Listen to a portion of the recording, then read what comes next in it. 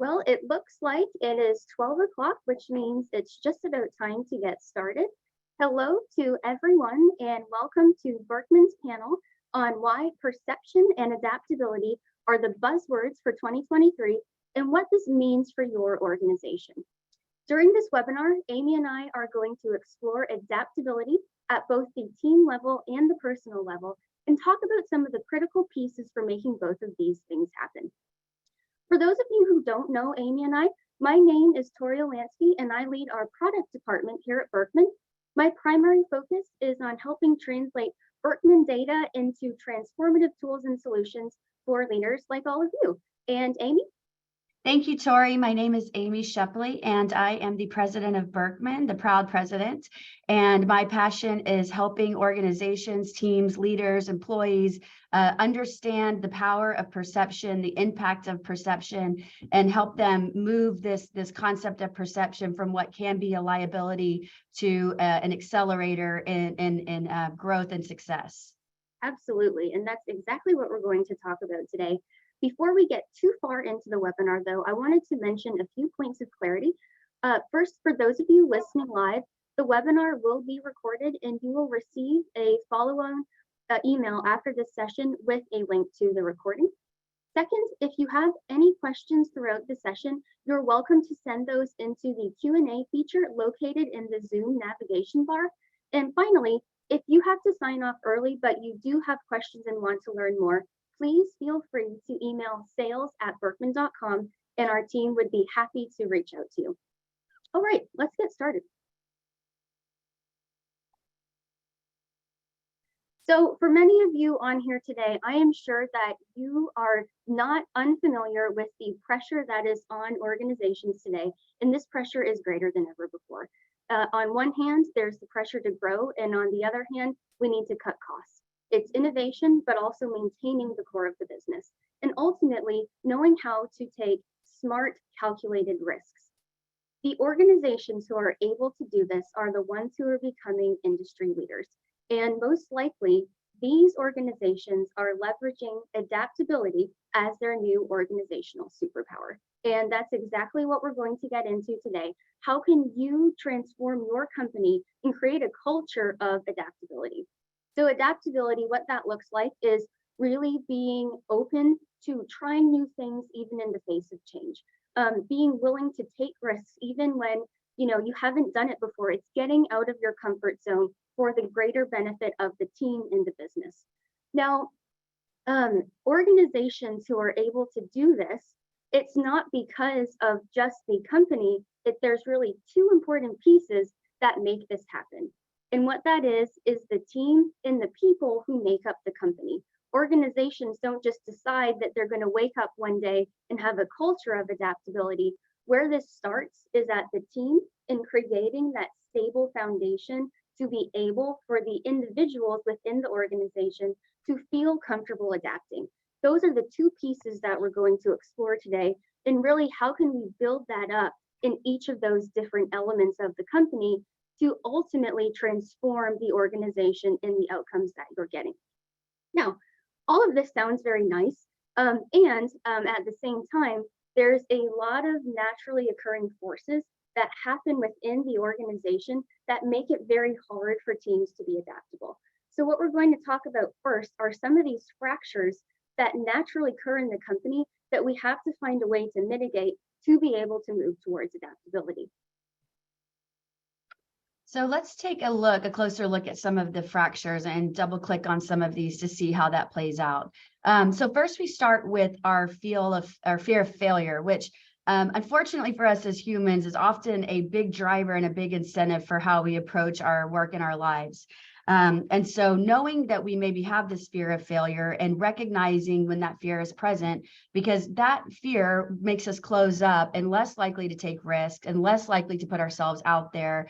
So it becomes not only a self-limiting belief, but a team limiting belief and an organizational limiting belief. So figure out what's motivating you and where is fear maybe holding you back.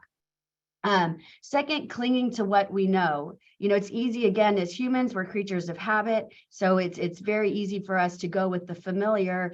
And especially when we're being challenged to get outside of the box or outside of our comfort zone, it can be even more tempting to cling to what we know, because that's what got us to where we are. And we can have the false belief that that can get us to where we want to go, which of course, hopefully after this webinar today, we have convinced you that that's not the case. Another thing we see in organizations and on teams is inflexible business practices. So just as the organization is an organism that is growing and changing, we need to make sure that our internal business practices are growing, evolving, and changing in the same way. Without that, we have people, employees, and teams putting energy into activities that are not serving the growth of the company and maybe simply maintaining, or even worse, holding the company or the team back. And lastly, the lack of diversity, research shows that the more diverse teams we have, the better the outcomes, the better the ideas, the more perspectives that we have access to. And that means the better solution and the better outcome we're going to arrive at. And this really has to be an ethos of the company, where we are looking for people that disagree with us. We're seeking those people out. We see those people as a value add and not as a threat. And creating a culture where we are living that every day, not just in terms of the types of people we have, but also people with diverse perceptions and people who see the world differently from us. So all of these, and there's many more, these are just the ones that we have identified, but all of these are going to create cracks in that team foundation. And the more unstable, the more fractured that foundation is, the less likely and the less able the team is going to be able to sit on top of that in a safe, adaptable place where the company is taking risk and getting outside of their comfort zone. Absolutely.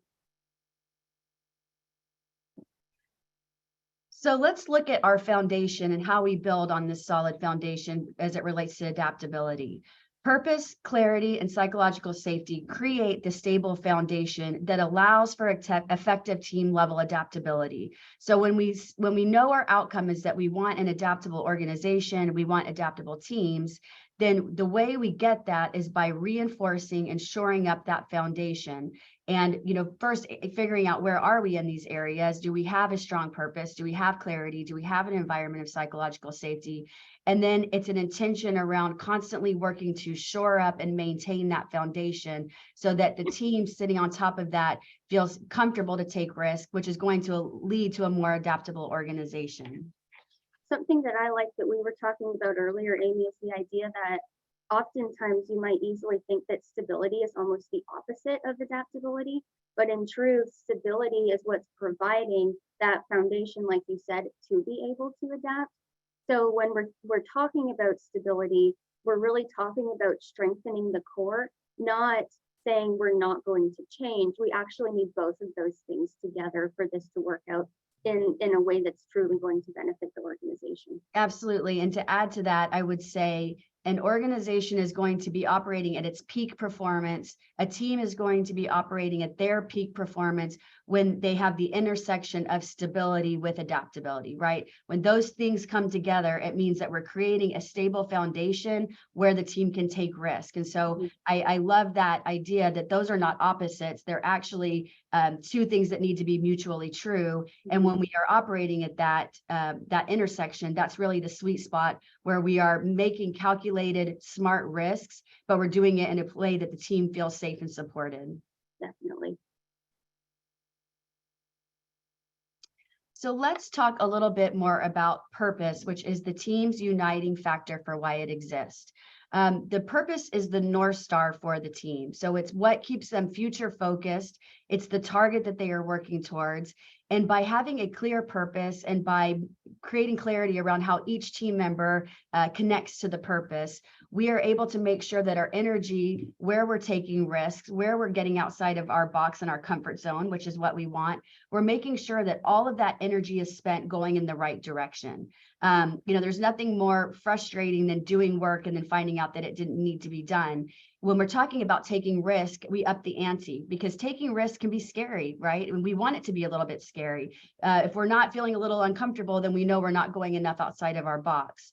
But to ask that of the team and to want the team to be comfortable doing that, we need to make sure that that work they're putting into getting out of their comfort zone is towards the purpose that we're trying to get to and is aligned with our target. At Berkman, over the last month, we have been going through lots of strategy sessions to really define and clarify for us internally and also externally what our purpose is. And what we came away with is that our purpose is to see the world differently. And that is really, there's two meanings to that. It's not only that the Berkman allows you to see the world differently. I always say that when you look at someone's Berkman, you are getting to experience the world through their eyes. So the Berkman facilitates the exercise to see the world differently. But even more than that, it's a mandate to truly be successful and to operate at our fullest potential, whether we're talking about ourselves, our team, or our organization. It mandates that we see the world differently because that allows us to tap into different viewpoints that, again, results in better outcomes, better products, better services. It's what allows us to maximize what we're providing and the impact we have as an organization. So we want to give you lots of tips today to make this really actionable so that you walk away with ways that you can implement these learnings. And so we start off with our 3 purpose tips here. First, know the why for each member of the team. Knowing the purpose statement for the team and how the team connects to the greater mission or purpose of the organization is important, but also really making sure that each team member on the team knows how they plug into that purpose and how they connect with that overarching purpose. Second, it's really important to involve the team in the creation of that purpose. Even if there is a certain mandate that's passed down from leadership, let the team sit with it, digest it, maybe put their own words and really put it through a test to say, is this true? Is this what our team is doing? And we can even create clarity around that discussion to make sure what the purpose is for the team is actually the work that the team is doing and vice versa. The second piece of that is to share it across the organization. And that means revisiting the purpose statement for the team. We don't want to create a purpose statement and then put it away and revisit it 2 years later. We want this to be an ongoing process, an ongoing accountability check-in, but also sharing it across the organization so that the other departments and teams know what our purpose is, what our mission is, and what we are trying to achieve as a team. And finally, using that purpose to do a sort of accountability check. So when we're discussing different projects and tasks that we're working on as a team, we can hold that up and see if it passed the test of, does this match our purpose? And if not, then we can have an important conversation and discussion around why are we working on this? And maybe this is out of line for what we should be working on, or we need to revisit that purpose statement to create clarity around what it is our team is trying to achieve. I really like that last tip because in the face of change and as everything around us is changing and we're trying to adapt, this lets us know, are we adapting towards the vision or are we actually taking risks that are taking us away from ultimately what our goal is? And in Absolutely. the moment, because either risk is going to feel scary, that's going to give us the guidance that we need as a team to ensure that the adaptability and the risks we're taking are worthwhile. Absolutely. So that's purpose. And really, if purpose is about the target that we're adapting towards, clarity asks, are we clear on the tactics of how we're going to get there? And are we taking the right risks? What clarity does is it really provides context, it increases focus, and ultimately it's creating alignment between all of the members on the team to make sure what I'm working on is in line with where we're going and it's the right fit for me. What's really important about clarity is that clarity isn't something that you create once. It has to be continuously created on the team. So if you're thinking to yourself, oh, I created clarity with my team 3 months ago when we had our offsite, that's great. And they had clarity 3 months ago, but 90 days have passed since then. And we need to figure out, do they have clarity today? Not just did they last quarter. So offsites are great, but we need to be finding ways that we're having check-ins on clarity every single day, because every decision, every new project, every new initiative, every new individual that comes into the organization has the opportunity to disrupt, and it could be in a positive way, but we have to make sure that we're getting alignment after those new decisions are being made and new projects are in place.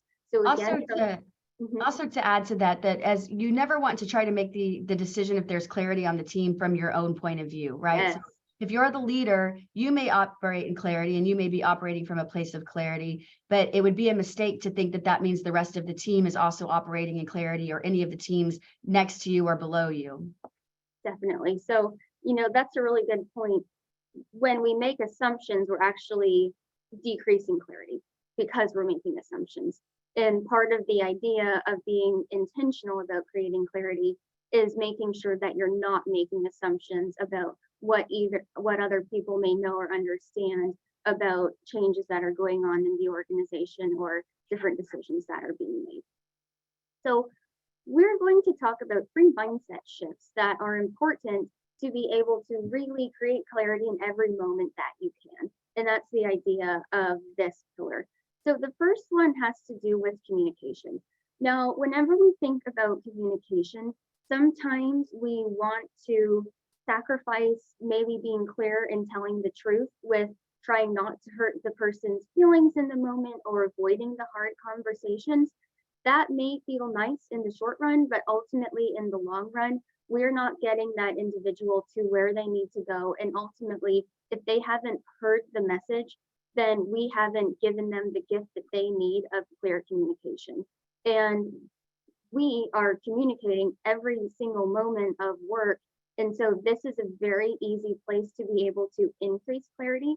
It's also a very easy way to create cracks in clarity and create more ambiguity than what we're intending, because sometimes it's easier to take the easy way out, and instead of going into the explanation and providing context around a situation, we're kind of muddling over the truth and not really getting to it. And so this is just to encourage you to take the time to give a conversation what it really needs and make sure that the individual is hearing what you intended them to hear. And you can do that by checking back in with them and ask them to share what they got out of the conversation to make sure there's alignment once the conversation is over. Next, meetings. Where do we communicate the most? When we're in meetings from 8 to 5 all day. Now, sadly, with meetings, oftentimes the goal is we want to get this done as fast as possible, not to create alignment. And really, we have that backwards. The goal of the meeting should be everyone has alignment. We have more clarity than when we stepped into the room or we joined the Zoom conversation. So, Amy, what would you say that a great meeting looks like? Yeah, I love that question. And that's something that we are very conscious about, and we put a lot of intention around with our meetings at Berkman. And that means that we have the necessary people in the room, not more than necessary, not less than necessary. We're very big on starting on time. That's a form of respect for other people's time. And when we start on time, we can end on time. We walk in with a clear agenda, a clear objective, a clear idea of what the outcome is that we're trying to achieve in that time.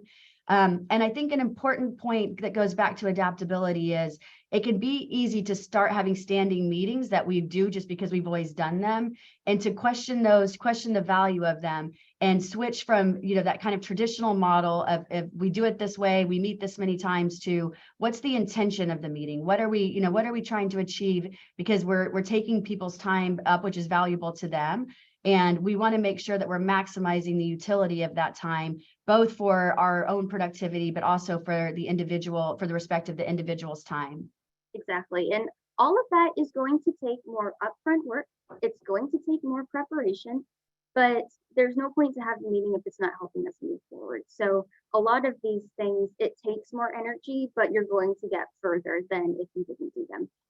And then finally, there's a big mindset shift in terms of how we think about teams within the organization working together. A lot of the times, we can naturally almost want to silo our departments and create structure within our functional work groups, because we think that that is the thing that is going to create the most clarity for our employees and allow them to stay focused on their task at hand. But ultimately, that's not always the reality of how the organization is truly working, especially today where we're moving more towards cross-functional collaboration and not being able to solve problems with one department alone. We need to lean on the expertise of many different functions to be able to solve these problems that are bigger than one area of expertise. And so the ask here is to think to yourself, am I bringing the right people into the room? Or am I being a little bit too rigid with who is being involved when really I should be embracing more flexibility?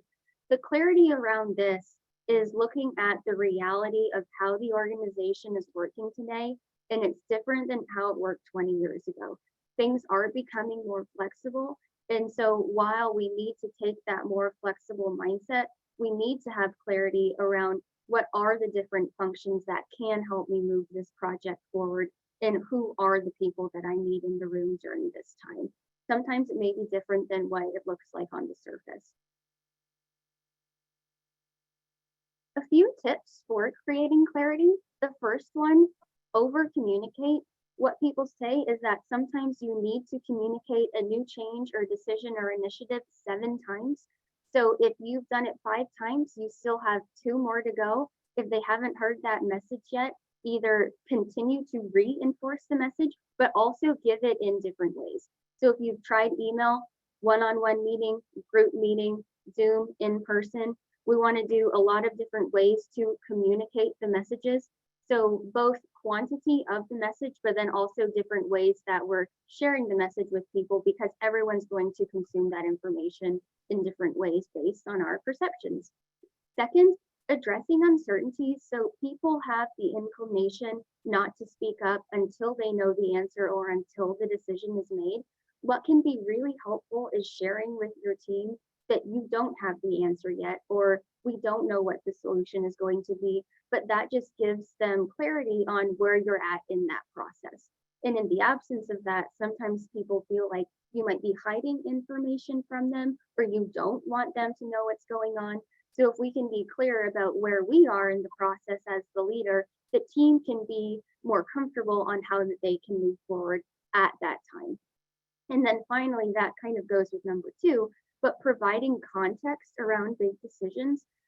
Sometimes people give a lot of kind of verbal communication, but they haven't given any context around it. So instead of giving a lot of information, we want to be providing quality information that provides context into why decisions were made. And those can be some great ways to increase clarity. Now, the thing that we also know is true is that you can't improve what you don't measure. And one way to be able to measure clarity is by sending out pulse surveys. This is not something that you want to do once a year. This is something that you want to be doing every quarter, because like we said, clarity is something that we're continuously creating, and we want to get check-ins around these things because the change is happening so quickly. So this is a simple survey that you could use within your team and then also across the organization. But we want to be doing this at a team level to make sure that maybe this team has clarity, but another department needs some work. So a great way to get a pulse check-in and see exactly where do we need to be putting our energy into creating more stability in this area. So next, we are going to address our third pillar, which is psychological safety. Psychological safety is definitely a buzzword of the business world at this moment, and it is a buzzword that is getting buzzier because the virtual world, the introduction of remote work has made this concept more important and actually more difficult. So psychological safety is an environment where team members feel safe to take risks and to be vulnerable in front of each other. Essentially, it says, I can take a risk without feeling stupid or my team beating me up. So I feel like it's safe. And of course, risk is, correlated with adaptable. So the more comfortable we feel taking risks as a team, the more comfortable we are going to, or the more successful we're going to be at being adaptable. So I want to take a moment to talk about what psychological safety is not, because I think this is a big myth out there, and it can get us stuck as a team and kind of make us lose the true meaning theme of what this construct is trying to build and what the environment is that we're trying to create. So psychological safety is not being comfortable.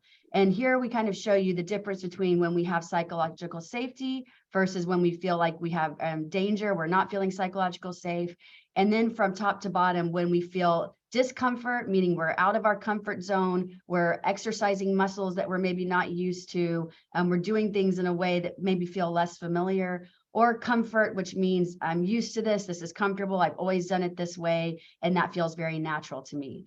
And you'll see here when we look at this matrix on the top left, when we're uncomfortable, when we're in discomfort and the environment doesn't feel safe, that's what produces anxiety. So that's very upsetting. It's very uncomfortable. We're scared to speak up. We don't feel safe. And we're also not in our comfort zone. So you're definitely not the place that we want to be as a team. Moving down from there, when there's not psychological safety, but we're comfortable, now we're in apathy. So we're not comfortable speaking up. We're not going to take risks. But because we're comfortable, we're just kind of sitting there doing our thing, being apathetic, but obviously not productive. It's tempting to think that psychological safety, the sweet spot would be when we have psychological safety and we're comfortable. However, when we're in this mode, that means that we aren't stretching ourselves. We aren't challenging ourselves. We relate this to the example of going to the gym and working out with a trainer. When you go and you have a good workout, you want to be a little sore the next day. That means that you're stretching yourself, you're pushing your muscles beyond what they're used to. And that's where we see growth. And that's why our ultimate sweet spot for a team is to be psychologically safe, to feel comfortable, to take risks, to be vulnerable, but to be in a little bit of discomfort. And that's really the goal of the leader and the team, is to help push the team a little bit out of their comfort zone. It should feel a little scary. It should feel a little bit difficult. That means that we're in an area where we're learning and where growth is happening. And we can only do that when the environment that the team and the leader are creating is an environment that has that psychological safety. You know, it's interesting. Definitionally, adaptability requires being uncomfortable and taking those risks. And so if we're not in a place of discomfort, even if we have the psychological safety, we're not being as adaptable as we really could be for the company. Absolutely. Absolutely. Good point. So again, we want to give you some tips about how to create a psychologically safe environment on a team. The first is to replace judgment with curiosity. So as humans, unfortunately, we are innately judgmental. And it's very easy for us to get in our head that the way we see things, the way we approach things, the way we want to do things is the right way. And that shuts the conversation down and it shuts the team down. So, replacing that judgment, noticing those judgments with questions, curiosity. What do you see that I don't see? What can I learn from you that I don't already know? And that, again, creates an environment not just of feeling safe and comfortable, but also of learning and growing and tapping into the perspectives of the team members, which is getting us to that diversity goal that we mentioned earlier. Second, set the expectation of sharing mistakes. And I would actually say mandate this. I think that switching from a mistake is not a bad thing. A mistake is a learning opportunity. And honestly, if we're not making mistakes, then we're not risking enough in our work, right? So if we're not finding that things aren't working, then we're not taking enough challenges to get outside of the box. And that would say to me as a team, we're not taking enough risks. So it's not only getting comfortable with mistakes, but learning to love mistakes and sharing mistakes so that the team, the rest of the organization learns alongside us, and that moves us along and accelerates our success. The third is encourage healthy, conscious conflict. So again, if there's not a healthy amount of conflict on a team, that to me would be a red flag that team doesn't have enough diverse ideas or they're not speaking up and sharing those.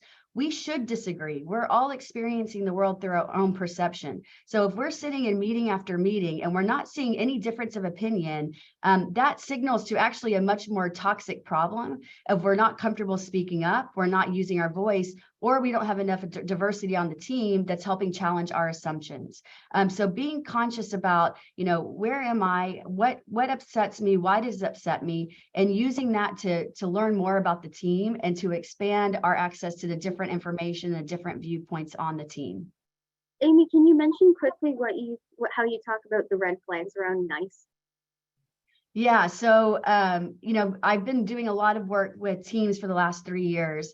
And a lot of times when I talk about our high performing teams program, a leader will say, well, actually, the team gets along really well.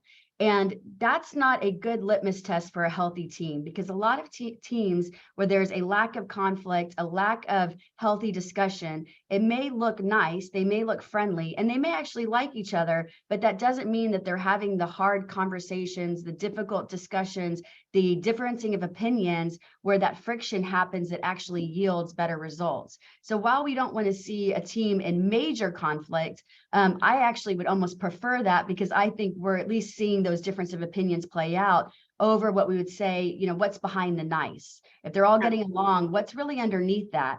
And if they're nice, then they're less inclined to actually tell you that there are problems. So it actually reinforces the toxic culture of the team.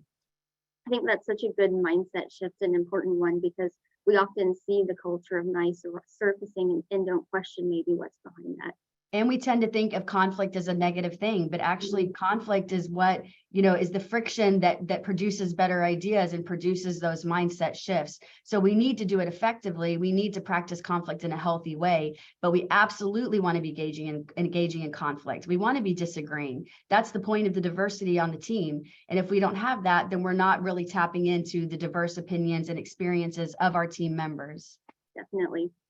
These 3 pillars really create a stable foundation for our teams to be able to have that platform to be able to adapt. What I'm going to do right now as we're wrapping up our section on team adaptability is launch a quick poll. And what it's asking is, which of these topics do you want to learn more about? So everyone can quickly answer that question, and then we're going to move into personal adaptability.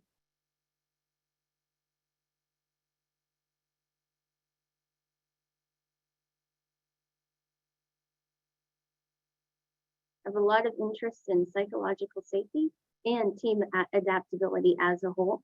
That's really looking at all 3 of those constructs. All right, team adaptability came out ahead. They came to the right webinar. Yes, exactly. Okay, thank you all for voting. And that's just great information for us to know where can we dig in deeper in the future. And now we're going to move into personal adaptability. So now that we've looked at team adaptability, what that does is it again creates that stable foundation now for the people, the individuals in the team to take risks. And in the absence of the team stability, it can really be hard for me to go out on a limb and kind of speak up with ideas and maybe do things differently if I don't feel like I have that strong support from the team and my leader. There's a very important point that we want to make before we get into the 2 pieces of personal adaptability, and that is that your personality is not an excuse to not adapt. At Berkman, it's so important for us to talk about this because oftentimes we'll hear people say, that's just not my personality. I'm not wired that way. But ultimately, adaptability is not about your personality. Adaptability is a skill, and it's a muscle for all of us to develop.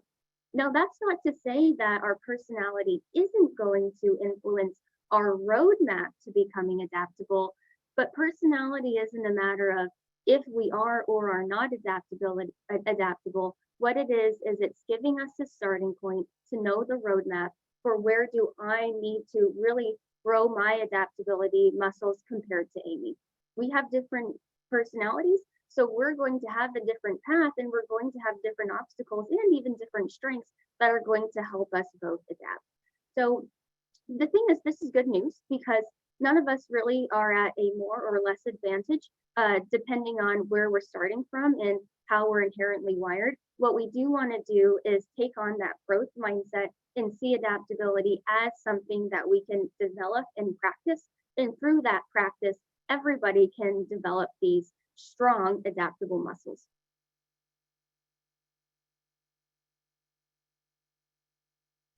So really 2 sides to adaptability and 2 muscles that we all need to strengthen is one, we need to ask ourselves, first and foremost, how do my perceptions impact the way that I see risk? Now, all of us inherently view the world in different ways through the lens of our perceptions and our expectations, and all of that is going to deeply filter and color the way that we see the world.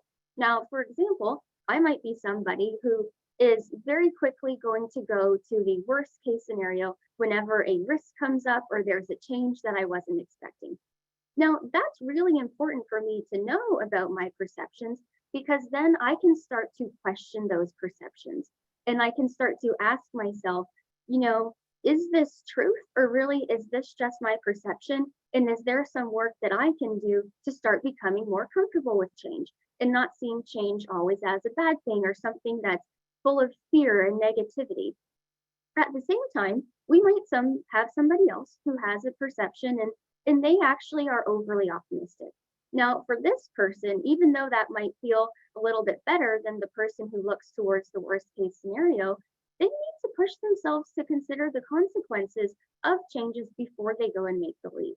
And maybe they're not preparing enough and don't have the right skills in place to adapt in certain situations because they didn't have quite enough concern for the consequences of those change. So those are just the two different ways that we can start to learn about our perceptions. And because now we have greater self-awareness, we can have a roadmap for, okay, how do I need to look at things differently based on how I'm seeing the world? The second part of this is asking yourself, do I have the behaviors that I need to succeed in an ever-changing environment? What Berkman likes to say is that we all have kind of a set of strengths and behaviors in our toolbox, but not everybody has the same amount of behaviors. And the behaviors that I have aren't going to help me in every type of situation that I'm going to face. And because the world is changing faster, I'm going to be called upon probably to use behaviors that aren't in my toolbox. So what I need to learn is, how can I learn to be both assertive and suggesting? Maybe I'm somebody who finds it really easy to ask questions, but I'm not good at speaking up. So how am I going to grow that speaking up muscle? So when I'm in situations where I need to be the person to take the lead, that I feel comfortable being able to take on those behaviors. Am I someone who looks more for logical solutions or thinks outside the box? So if I have a tendency more towards thinking outside the box, I need to develop my practical logical muscle so that that can serve me in situations where really I need to take on that type of approach. And then really, looking at details as opposed to considering the big picture. As I went through all of those things, you might have said, oh yeah, I can see where I'm leaning towards for each of those ones, and which muscle might be a little bit weaker. Now, this isn't to say that you don't need to develop the weak muscle. You need to get into the gym and start practicing those things. And the best time to practice those things are in low risk situations.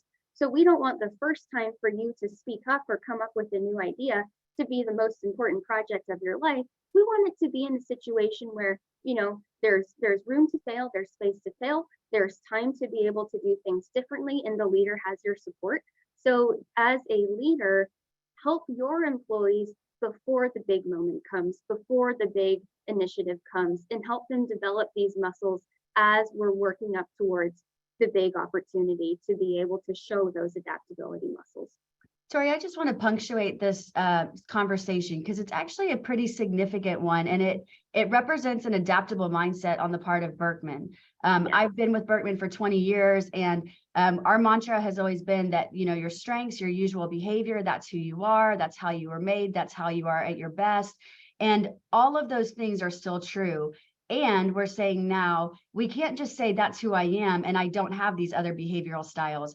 In this world, in this adaptable organization moment, we have to learn how to tap into those other behaviors. So it's not saying that those that you've really built up, that you feel very comfortable with, are not still your strengths and are still not relevant. The important word is, and we also have to figure out how to utilize those behavioral approaches that are maybe very different from who we are, from our natural approach. And that's how we're going to expand the lens and create that adaptable environment, starting with ourselves. Absolutely. And without the mindset of growth and adaptability for each person, the stable foundation doesn't really get us anywhere.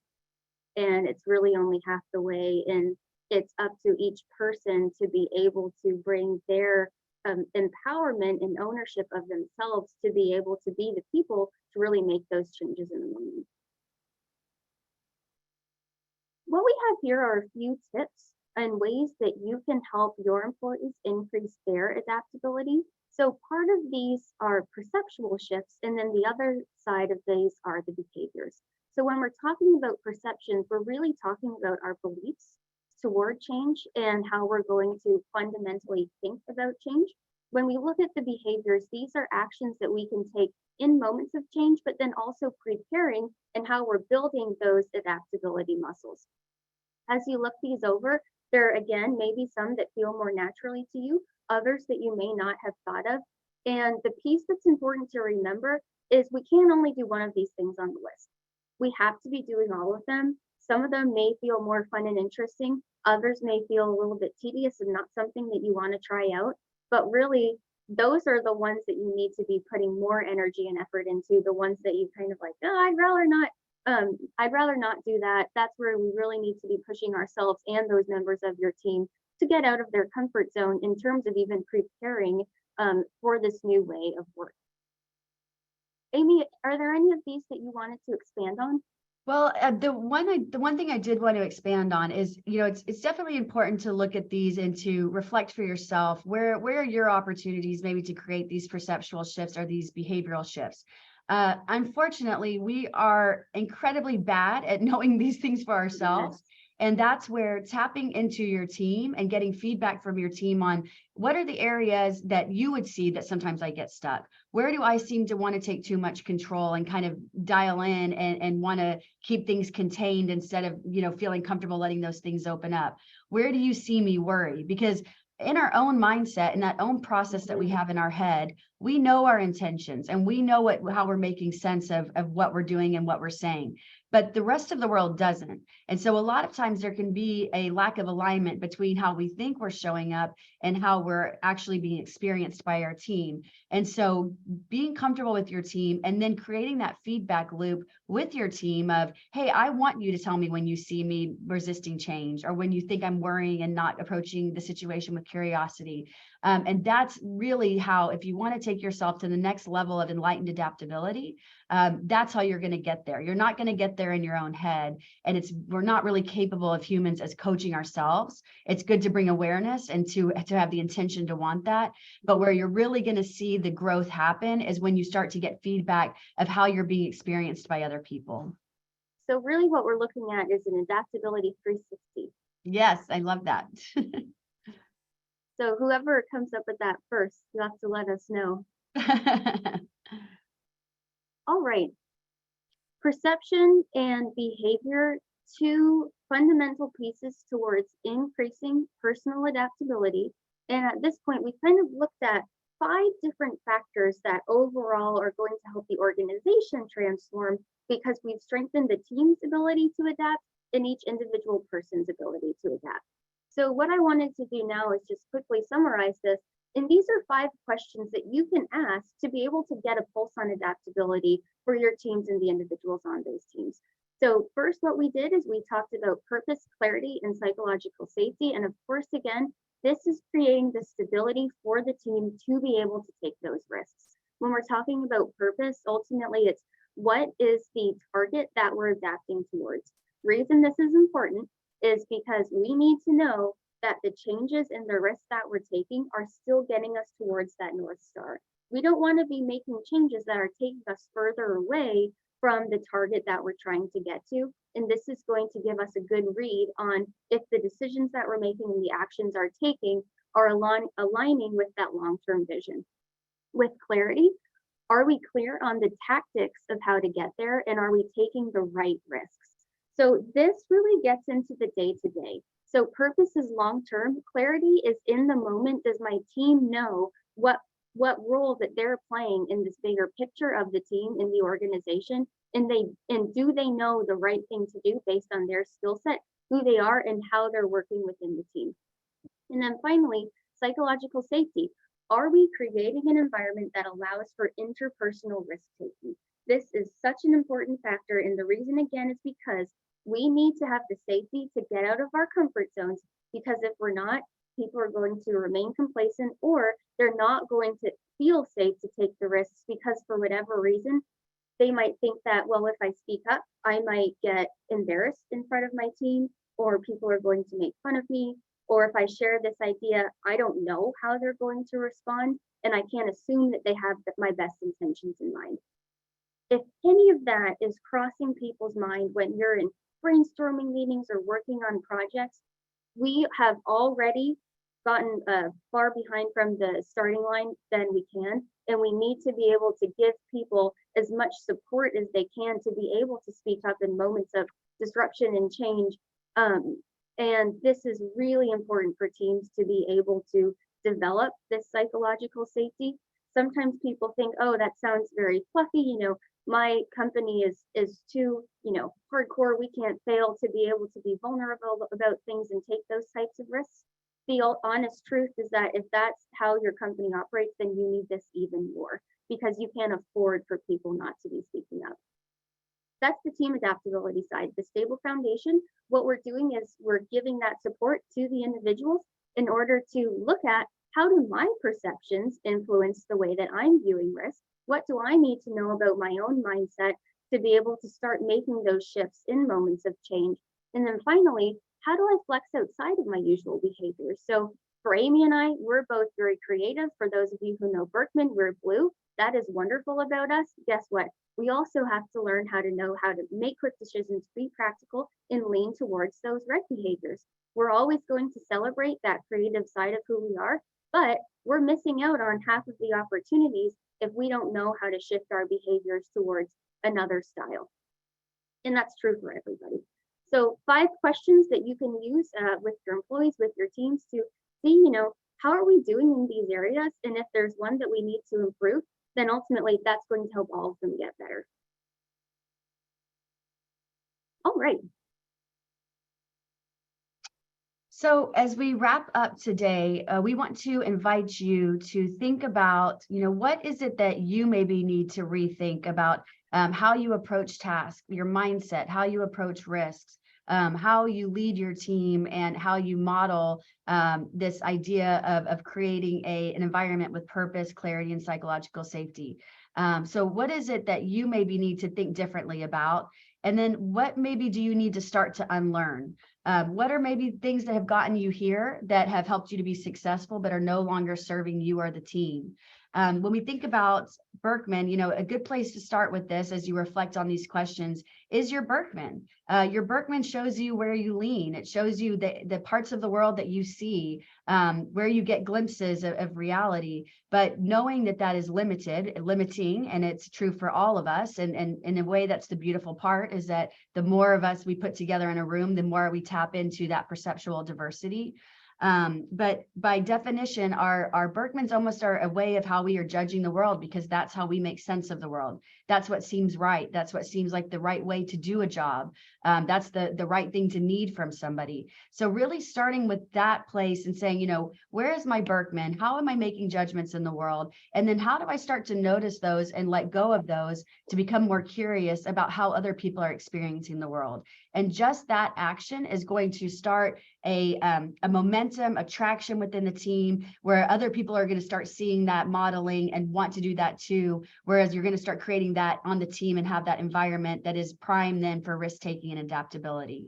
And so again, thinking about how we, make the stage for adaptability, it's by giving the team a foundation of purpose, clarity, and psychological safety. And then we sit on top of that foundation. And that's where we start questioning, what are our judgments? What are our thoughts? What are the things that come very naturally? And how do we start measuring and energizing and building up those counter muscles, which is going to put us in that true adaptable place. Absolutely. And that is the power of adaptability. And that really concludes the formal part of this webinar. And now we're going to move into Q&A. Before we do that, we actually have one question for you. And that is, would you like to learn more about Berkman's High Performing Teams program? That program is designed around these 3 pillars of purpose, clarity, and psychological safety. And we're really going a deep dive into those 3 things to help build the team's adaptability muscles. And then, of course, we're also layering on that personality information. So learning about my behaviors and those perceptions that I hold and how those are both working as strengths for me and my team, and also the ways that they may be holding me back and I'm not aware of that yet, which makes for wonderful conversation. So please feel free to fill out this poll so we know how that you would like to be contacted. And with that, I'm going to open up the Q&A.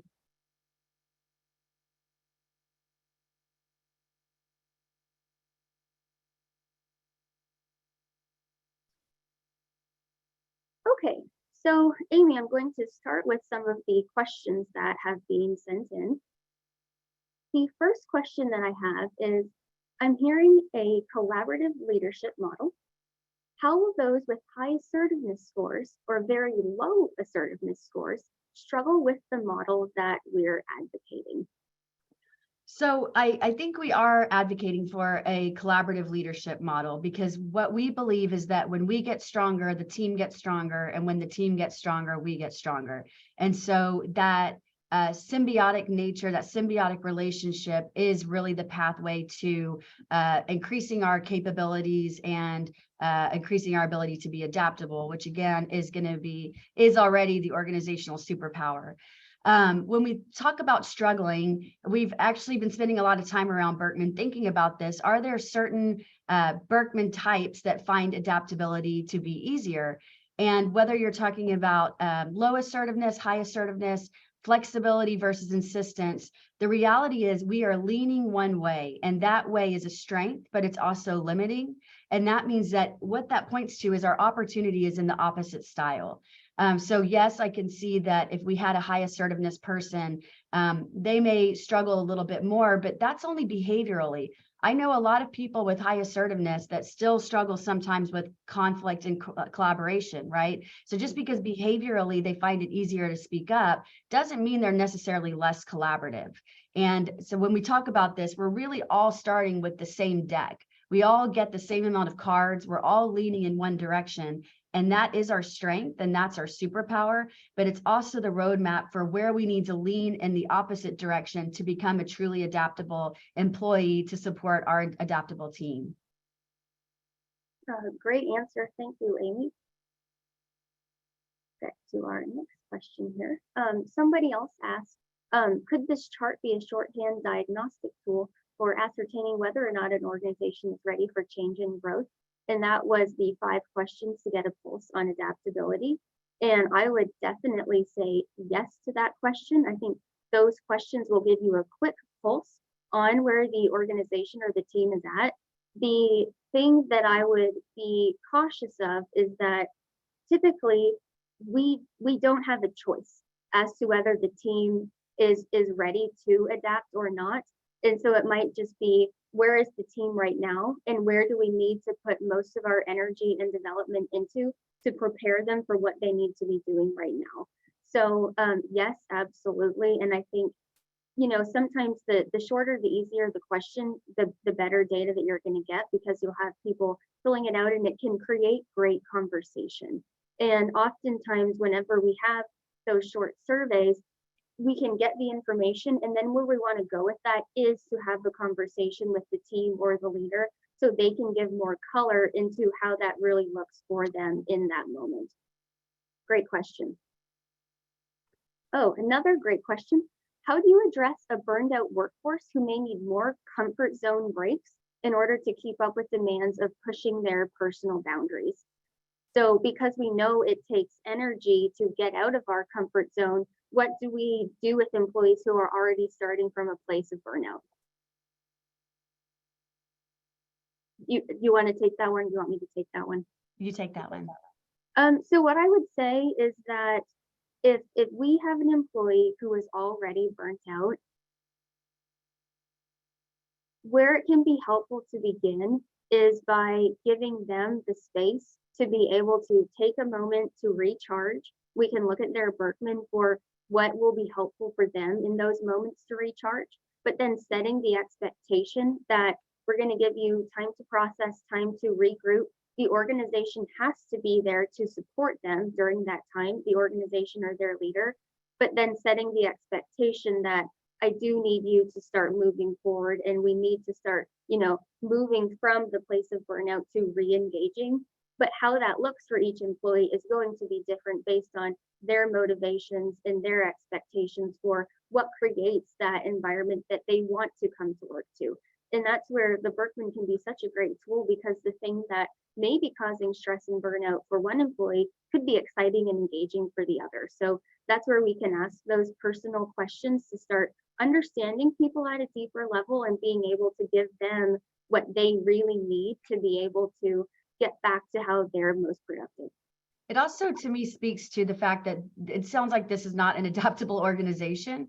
So Mhm. if the workforce as a whole, if we're not talking about a single person or a team, we're saying a burned out workforce, that to me says that the organization is requiring a certain amount of energy to go into just maintaining, and that there's probably a lot of areas where we could reduce some of the, impractical business Mhm. practices, things that are taking a lot of energy, maybe traditional meetings that are on the calendar because they've always been on the calendar.